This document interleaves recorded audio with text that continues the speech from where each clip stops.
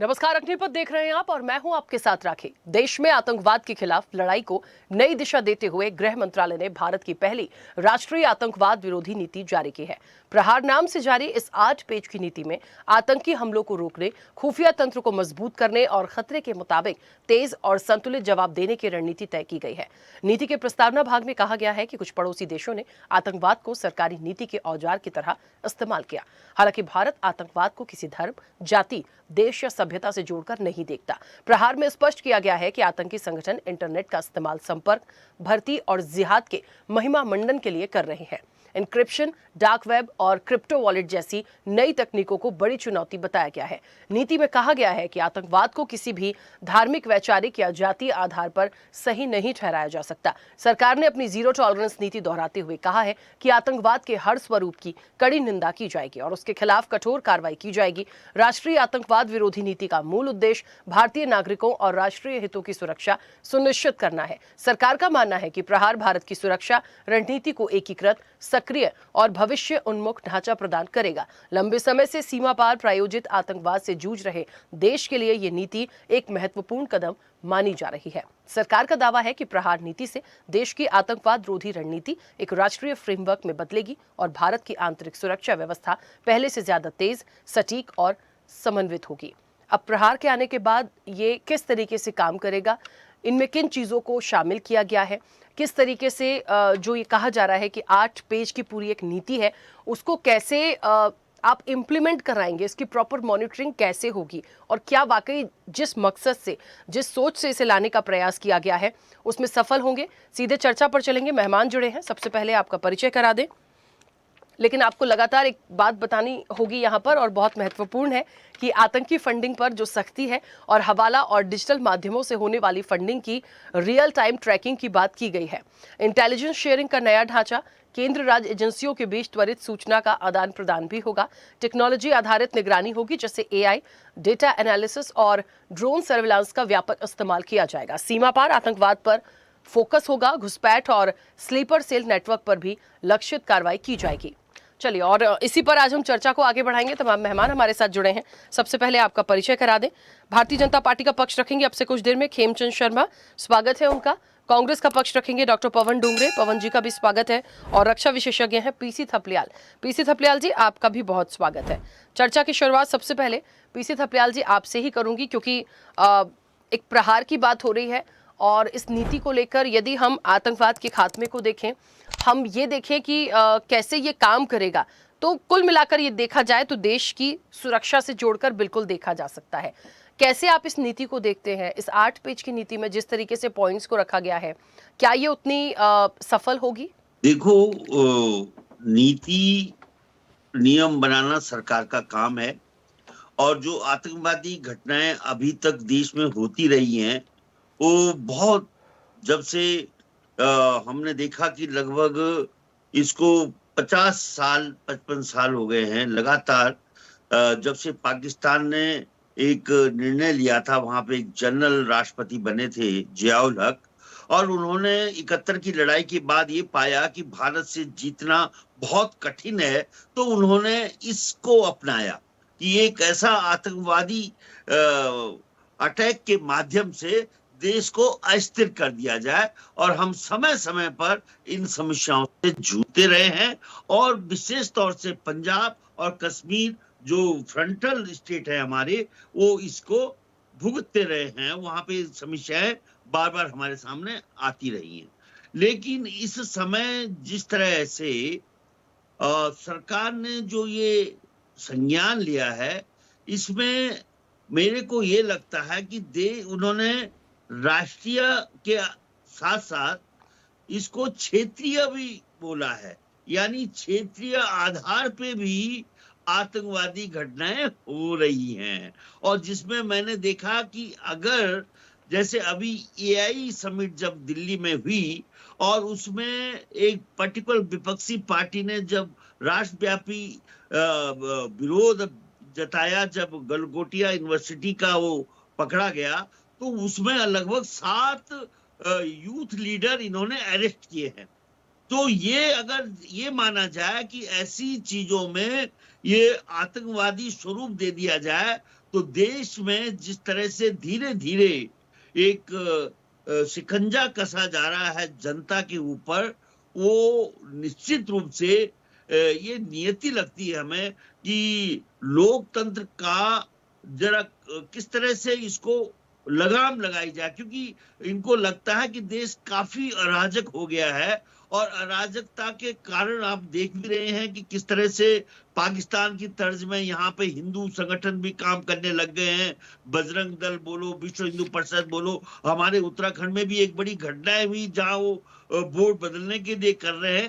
तो इसको भी सरकार लगभग धीरे धीरे आतंकवादी घटनाओं का स्वरूप देने जा रही है। इस छोटे से 8 पेज वाला जो बनाया है, इसके अंदर काफी कुछ सरकार की मंशा छुपी हुई है। क्योंकि आज जिस तरह से हम देश की स्थिति देख रहे हैं, देश आज बाहर के दुश्मन से ज्यादा अपने अंदर के दुश्मनों में जो सर्वोच्च नेतृत्व है हमारे देश का, वो अपने विपक्ष को पूरे आतंकवादी दृष्टि से देखता है, उसको दुश्मन मानता है। उसमें स्टेटमेंट आप देख लो आजकल किस तरह से हमारे सुप्रीम पावर की जो स्टेटमेंट आ रही है और जिस तरह से कन्फ्रंट हो चुकी है, तो शायद है कि सरकार को, नहीं तो हमारे यहाँ बहुत मजबूत कानून है आतंकवाद के खिलाफ। क्योंकि हमने पंजाब में उग्रवाद और आतंकवाद दोनों को देखा, हमने नॉर्थ ईस्ट में देखा कि वहां भी आतंकवाद और उग्रवाद रहता था, और हमने कश्मीर में भी इसको देखा। लेकिन हमारी वर्तमान सरकार का आतंकवाद को हैंडल करने का जो तरीका है, देखो पहले, सबसे पहले जब से ही सरकार आई, उन्होंने नोटबंदी करके ऐसा कहा कि साहब इससे आतंकवादी लोगों की कमर टूट जाएगी। फिर जब ये नहीं, इससे भी अब इतने सालों के बाद हमें टूटती हुई नजर नहीं आ रही, लगभग 12-13 साल बाद, तो ये दूसरा कानून लिया गया है।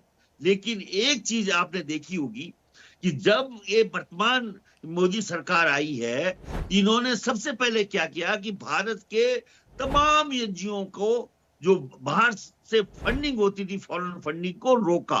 फेरा को इतना सख्त बनाया कि जो फॉरेन एक्सचेंज रेगुलेशन एक्ट है, वो उन्होंने बदलाव किया उसमें, और उसमें आज जो भी लोग बाहरी एजेंसी, इसके बाद इससे क्या हुआ, आपने देखा होगा कि कितने बड़े बांध विरोधी और कन्या एजेंसी यहाँ पे जो काम करती थी वो खत्म हो गई है। जो एनजीओ हैं भारत में, जो बाहर के लोग एजेंसीज के माध्यम से फंडिंग होती थी, चाहे वो पॉजिटिव ढंग से होती थी, तो वो भी आतंकवाद को उन्होंने ये माना कि ये एनजीओ कहीं ना कहीं रुकावट पैदा करते हैं। तो वो भी एक तरह से इस सरकार का एक कदम था। उसको सारे एनजीओ, जो लोग एनजीओ के माध्यम से अपनी रोजी रोटी चलाते थे, आज वंचित हो गए हैं उसके माध्यम से। ठीक है, तो धीरे धीरे हम लोग एक ऐसे तरफ जा रहे हैं जिसकी परिकल्पना अभी लोग नहीं कर सकते। लोगों को बहुत आराम से एक शिकंजे के अंदर बांधा जा रहा है। और अगर वास्तव में ये जो 8 पेज का जो आया है कि जिस तरह से आज देश में डिजिटल अरेस्टिंग हो रही है, ये हो रहा है, लेकिन हमारी तो पुलिस व्यवस्था काफी कमजोर नजर आ रही है। आपने देखा होगा कि आपने देखा होगा पहलगाम के आतंकवादी आज दिन तक नहीं पकड़े गए। ठीक है, पुलवामा के नहीं पकड़े गए। पुलवामा में किसने किया? और हम नियम बनाते जा रहे हैं अपने देशवासियों के लिए। ठीक है थपलियाल जी, मैं वापस आऊंगी। ठीक है सर, हम चर्चा को आगे बढ़ाएंगे। पवन जी भी हमारे साथ जुड़े। पवन जी, मुझे सुन पा रहे हैं? जी हाँ राखी जी, क्लियर आवाज आ रही है। पवन जी, आप कैसे देखते हैं, क्योंकि सरकार की एक नीति तैयार है और आतंकवाद पर प्रहार करने के लिए प्रहार ही लेकर आए हैं, तो ये जो प्रहार है, वाकई ये समझना पड़ेगा कि एक राष्ट्रीय आतंकवाद विरोधी नीति की यदि हम बात करें तो ये बात सच है, आतंकवाद का खात्मा होना चाहिए, इस पर लगाम लगानी चाहिए, लेकिन ये जो नीति इसके खात्मे के लिए तैयार की गई है, इसे समझने की जरूरत है। और डिजिटल खतरा भी माना जाएगा आतंकवाद। और देखिए, पहले से बहुत सारी ऐसी एक्टिविटी हुई है इस देश में, लगातार ऐसी चीजें आई हैं कि उसके बाद इसकी एक जरूरत हम बिल्कुल मान सकते हैं। लेकिन सवाल आता है प्रॉपर इम्प्लीमेंटेशन पर, कैसे उन चीजों को आप लेकर जाएंगे, कैसे देखते हैं इसे? राखी जी, एक्चुअली देखिए, आतंकवादियों को जितनी ज्यादा कड़क उनके ऊपर कार्रवाई की जाए उतनी कम है। क्योंकि आतंकवादी का कोई जात नहीं होती है, कोई धर्म नहीं होता है, उनका कोई देश नहीं होता है। उनका एक ही एजेंडा होता है कि दुनिया में सिर्फ आतंक फैलाए, लोगों की हत्याएं करे, लोगों को या लोगों की संपत्ति को किस तरीके से डैमेज करे, या देश की किसी भी हो, देश की किसी भी देश की संपत्ति को डैमेज करे, उस देश को आर्थिक नुकसान दे, ये आतंकवादियों का उद्देश्य होता है। ऐसे आतंकवादियों पर नकेल कसनी ही चाहिए। भारत सरकार को ही नहीं, वर्ल्ड के हर कंट्री के हर लोगों को ये कानून बनाना चाहिए कि कितनी ताकत के साथ में हम इन आतंकवादियों को ऊपर इन पे नकेल कस सकते हैं। रही बात डिजिटल अरेस्ट के बारे में, डिजिटल अरेस्ट के बारे में मैं आपको ये कहना चाहता हूं कि डिजिटल अरेस्ट अपने आप में एक अलग ही पहली है। आप सोचिए कि किस तरीके का डिजिटल अरेस्ट, अगर उस व्यक्ति को आप फोन के ऊपर कहीं से अरेस्ट कर रहे हैं या बोल रहे हैं कि हम उसको डिजिटली अरेस्ट करेंगे, हाउ इट इज पॉसिबल। और ये पूरी तरीके से एक फेक लगता है डिजिटल अरेस्ट, क्योंकि आजकल पूरे भारतवर्ष में डिजिटल अरेस्ट के नाम पे कितने सारे स्कैम्स हो रहे हैं। आप देख लीजिए, आपको पता चलेगा कि साइबर क्राइम के अंदर लोग, जो साइबर पुलिस है, ये डिजिटल अरेस्ट के बारे में एक इंफॉर्मेशन दे रही है कि ऐसी कोई प्रक्रिया होती ही नहीं है। तो हम लोगों को भी बहुत इसके ऊपर मंथन करना पड़ेगा कि ये जो सारी नीतियां बन रही है, पॉलिसीज बन रही है, इन पॉलिसीज को किस तरह से पॉलिश किया जाए, किस तरीके से इसके अंदर ऐसा कुछ चीज लाई जाए जो सचमुच में आतंकवादियों के ऊपर नकेल कसने में कामयाब होगी। लेकिन वो करते समय कोई ऐसी चीज ना घट जाए जिसके वजह से हमारी प्रतिमा मलिन हो, भारत का भी नाम कहीं पर गलत इसमें लिया जाए। इस तरीके से नहीं होना चाहिए। मुझे ऐसा लगता है कि सरकार ने बहुत सोचकर, विचार पूर्वक इसके ऊपर निर्णय लेना चाहिए। ठीक है, चलिए खेमचंद जी, मुझे सुन पा रहे हैं? जी सुन पा रहा हूँ। हाँ, जी आतंकवाद सुन पा के रहा हूँ। खिलाफ, नमस्कार। नमस्ते। आतंकवाद के खिलाफ ये जो जीरो टॉलरेंस के लिए हम प्रहार लेकर आए हैं, बहुत सारी चीजों को इसमें शामिल किया गया है। कितना वक्त इसमें लग सकता है? मैं ये बात आपसे इसलिए पूछ रही हूँ क्योंकि सरकार इन चीजों को लेकर आई है।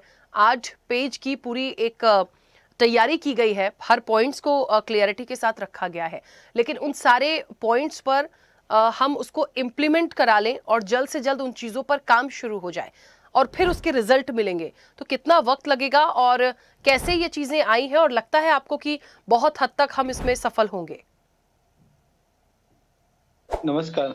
देखिए, सरकार की प्रतिबद्धता है कि हर तरीके का आतंकवाद खत्म हो, चाहे वो इंटरनल मॉइश के रूप में। तो आप देख रहे हैं किस तरीके से मॉइश के खिलाफ पिछले 10-11 साल में अभियान चलाया और आज वो अपने अंतिम चरण पे है। और वैसे ही जो विदेशी ताकतों के द्वारा स्पॉन्सर सपोर्टेड आतंकवाद है, उसको भी खत्म करना। इसके अलावा आजकल आतंकवाद के जो स्वरूप हैं वो डिजिटल माध्यम से भी हो रहे हैं। तो जो डिजिटल आतंकवाद है, जिसमें बहुत सारे स्वरूप हैं, जिसमें डिजिटल अरेस्ट भी है, फ्रॉड भी है, और भी कई चीजें हैं, हैकिंग है और इंटरवेंशन है। तो इसमें कम्प्रिहेंसिव प्लान गवर्नमेंट लेके आई है। अब हमारी एजेंसियों को मजबूत किया गया है, इक्विप किया गया है, उनको अपग्रेड किया गया है, उनको टेक्नोलॉजी के साथ इक्विप किया जा रहा है, ट्रेनिंग दी जा रही है, अपग्रेड किया जा रहा है, अप स्किल और रीस्किल किया जा रहा है, ताकि जो मॉडर्न डे के हिसाब से जो थ्रेट्स हैं, जो सिक्योरिटी प्रॉब्लम्स हैं, उन पे वो काम कर सकें। मेरे को पूरा विश्वास है हमारी सिक्योरिटी, जिसमें NIA भी है, CBI है, स्टेट एजेंसियां हैं, रॉ भी है, और भी बहुत सारी IB है।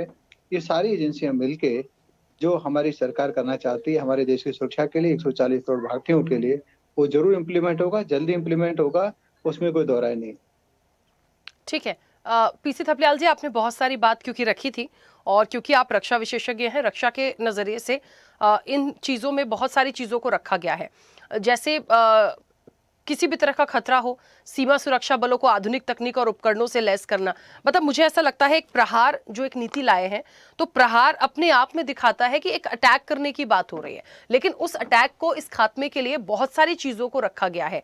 कोई ऐसा सुझाव आपका जिस पर काम किया जाए? जैसे आपने बहुत सारी बातें कही कि किन किन चीजों पर काम होना चाहिए या कितनी सफल होगी या नहीं होगी, लेकिन एक रक्षा विशेषज्ञ होने के नाते कोई सुझाव की अभी भी क्या इसमें कोई ऐसी चीजें हैं जिस पर फोकस करने की जरूरत है? देखो, जहां तक इंटरनल सिक्योरिटी के मामले में स्पेशली साइबर क्राइम जो हो रहे हैं, इसमें हम लोग बहुत कमजोर निकले हैं।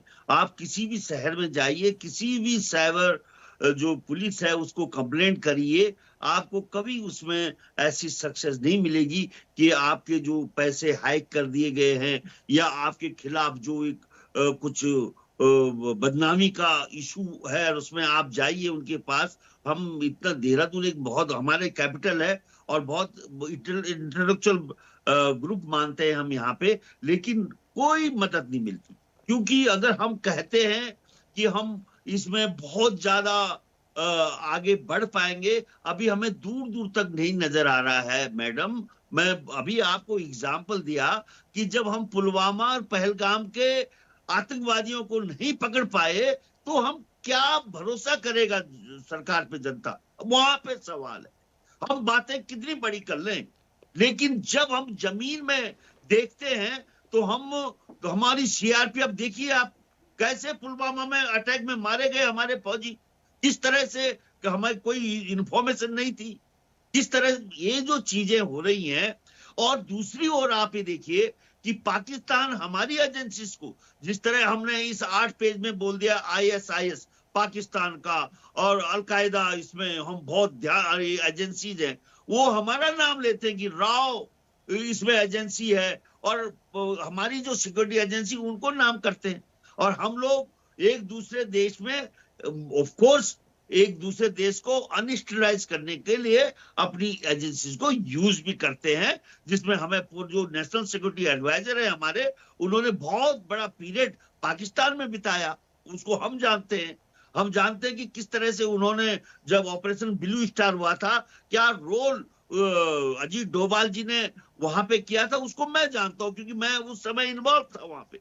तो कहने का मतलब ये है कि आज जो स्थिति इस देश में है वो हमारी पुलिसिंग में बहुत बड़ा वो नहीं है, बल्कि ब्यासिंग आ गई है। हमारी सीबीआई अगर इंक्वायरी कर रही है तो देश उस पर भरोसा नहीं कर रहा है, ये समस्या है। ये हम क्या कर रहे हैं कि हमारी एजेंसीज को, आप देखिए, आप विपक्ष को चोर ठहराने के लिए, अपराधी ठहराने के लिए ईडी यूज की जा रही है। हम देख रहे हैं एक बड़ा भारी केस, अपने बड़े बड़े नेताओं को देखा कि जो अजीत पवार मारे गए महाराष्ट्र में, वो एक बड़े अपराधी के रूप में पहले पेश किया गया, और जैसे वो पार्टी में गए उनको ईडी उडी सब खत्म। तो ये जो बिहेवियर है सरकार का, ये अविश्वास जता रहा है देश को। इसमें किसी भी तरह से हमें तूतू मैमे से बचते हुए इन चिंताओं का मंथन करना चाहिए कि आखिर अपनी राजनीतिक फायदा उठाने के लिए क्यों ऐसी एजेंसीज को हम प्रयोग में ला रहे हैं कि देश की जनता का उसमें विश्वास उठ जाए।